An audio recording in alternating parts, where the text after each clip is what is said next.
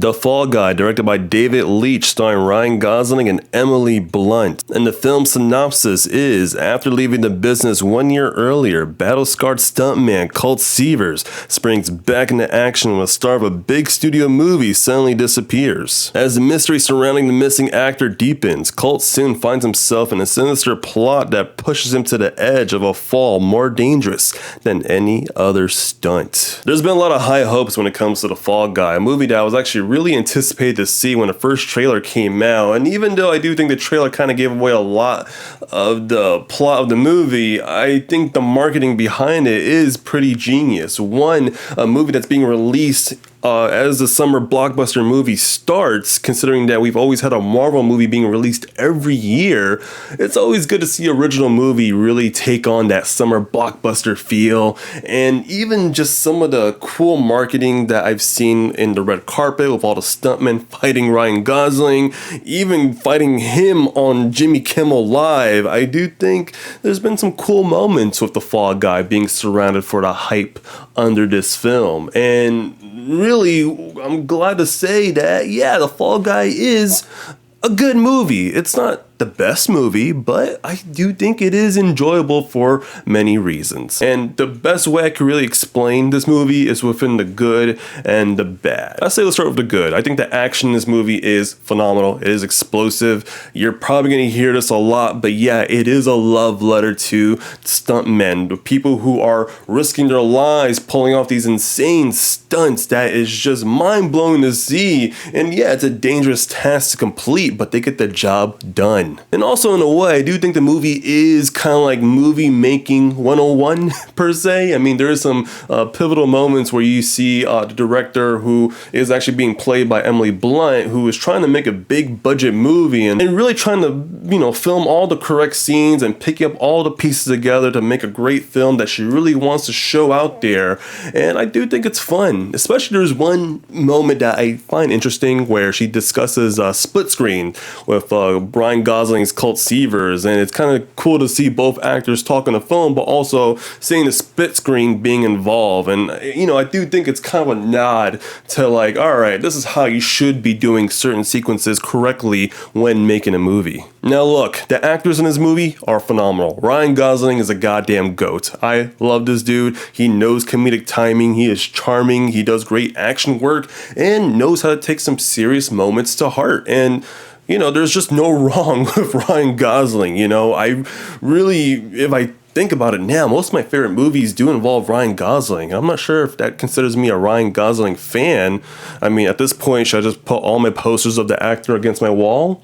Maybe, but again, I think everyone could agree with me that Gosling is a goddamn movie star, and he does a great job playing Colt Seavers in The Fall Guy. And then there's Emily Blunt, who I kind of mentioned a bit, who is a director in this movie, trying to make a bigger movie, and is also Ryan Gosling's love interest. They had a rekindled relationship in the past, but after Ryan Gosling's incident, he kind of like just pushed her to the side and really tried to focus on himself, and that kind of led Emily Blunt's character a bit bitter towards Gosling. And it's kind of cool to see after a year later them to really try to rekindle their relationship again when it comes to Ryan Gosling helping Emily Blunt make a good movie. And that kind of leads into the bad of this movie, and it really is some of the love elements within Gosling and Blunt. I feel like it didn't have a connection between their relationship. I didn't really fall for what they were trying to go for.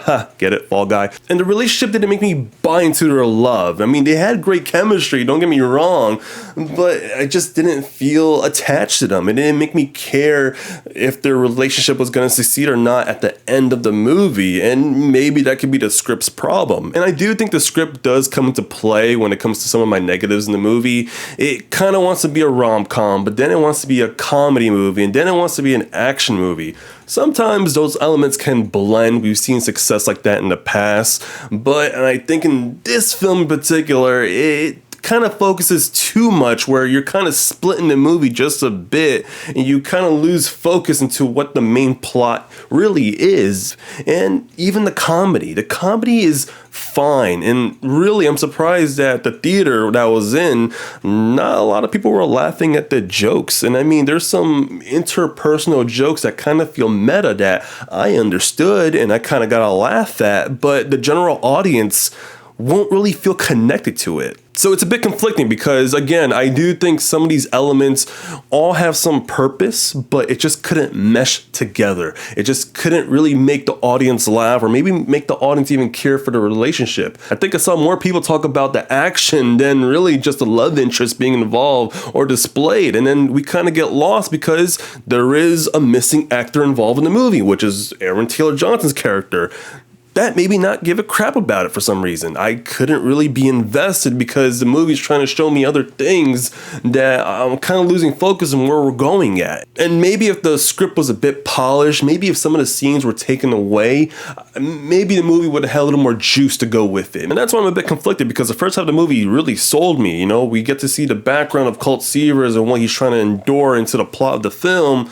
But then the second half kind of drags. I mean, yeah, some great action moments. And then you go into the third act, which it's all a big explosive love letter, stuntman action film. But then again, it kind of drags on a bit too much. And that's where you kind of get exhausted and you don't know when the movie's just gonna end. Look, overall, The Fall Guy is still an enjoyable time at the theaters. I do think the movie delivers some great action sequences and some charming characters. I mean, some people may not even go for the plot. They just want to see just a mindless popcorn shoving movie that you could just watch on the big screen, and that's okay. You know, we all have different opinions on movies. But in my case, I'm going to give The Fall Guy a 3.5 out of 5. Again, still enjoyable, still worth your time. So if you happen to watch this weekend, please do. And look, leave a comment down below. Let's have a discussion on The Fall Guy. Did you love it? Did you hate it? I would like to hear your opinions. And I do hope you guys do stay for the credits. There's some great behind the scenes work that shows how the movie was being made. I think we don't get a lot of that in movies nowadays. And there's a cool little post-credit scene that takes homage to the Fall Guy TV series, which I think a lot of old school fans are going to enjoy. And that's my review, guys. I will catch you guys on the next review, as of course summer movie blockbuster season is in full force, and I cannot wait to bring out more movie reviews in the coming weeks. So guys, my name is Peter. I'll catch you guys on the next video. Take care. Bye-bye.